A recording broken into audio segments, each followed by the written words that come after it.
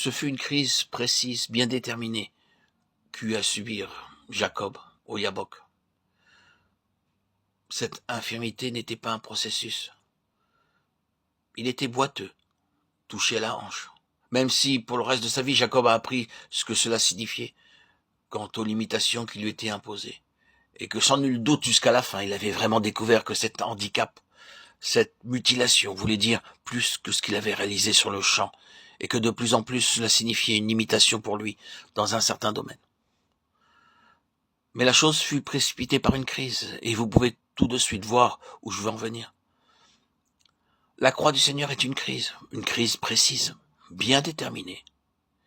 Bien qu'à travers les années qui suivent, vous apprenez ce que la croix voulait dire, ce qui était contenu en elle, bien que nous puissions réaliser, comme nous ne l'avions jamais alors réalisé, que l'œuvre de la croix signifie ceci et cela, il doit y avoir une crise. Il doit y avoir une nuit, pour ainsi dire, où nous rencontrons Dieu, un moment où notre homme naturel atteint son paroxysme. Et à ce moment-là, il s'avère qu'il est impuissant et désespéré dans la présence de Dieu. Vous pouvez avoir cette crise, si vous êtes sérieux. Il y a cette chose unique dans la vie de Jacob. Je ne sais pas si elle peut être nommée une vertu ou non, mais il y a une chose à son sujet. Il était déterminé pour obtenir cette après quoi il était. Si c'était un facteur salvateur, alors d'accord, il était déterminé. Je ne te laisserai point aller à moins et jusque ce que tu me bénisses. Genèse 32, 26. Il rassembla toute la force qu'il avait et la concentra sur cela. Il était sérieux avec Dieu sur cette question. Il était sérieux avec Dieu quant à la croix. Il doit en être ainsi pour nous.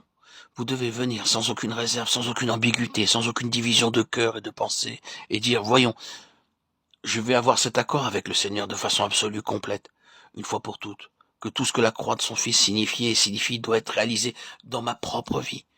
C'est l'unique chemin de la libération de mon moi maudit, de mon moi limité, de toute cette conscience de moi misérable et de tout ce gâchis que j'ai fait des choses. La seule issue est pour moi, d'un côté, d'accepter le fait de ma mort à moi-même avec Christ, à la vie du moi, et de l'autre, mon acceptation de la grâce de Dieu, de ma résurrection où tout ne doit plus être moi, mais Christ, car j'ai été crucifié avec Christ. Galates 2:20. Dieu est prêt à susciter cette crise si vous êtes du genre à être réellement sérieux avec lui. Or, ce n'est pas uniquement dans la Bible, ce ne sont pas juste des choses dites ici, c'est conforme à la réalité. Beaucoup d'entre nous connaissent cette crise. Comment elle est drastique et dévastatrice d'un côté, mais combien elle est glorieuse de l'autre. Le chemin traversé, le chemin de la vie, le chemin de l'élargissement, oui. C'est ainsi. Mais oh, pourquoi tout cela? Eh bien, quand vous êtes réellement parvenu à une expérience de la croix, cela ne prendra pas longtemps avant que vous receviez la révélation de la maison de Dieu. C'est ce qui vient par la suite, car la croix conduit vraiment toujours à la maison, à l'église. Elle le fait toujours. Et avoir une réelle compréhension céleste de la nature de la maison de Dieu, l'église, est une chose merveilleuse. Elle introduit une toute nouvelle sphère de relations, de ressources et de possibilités.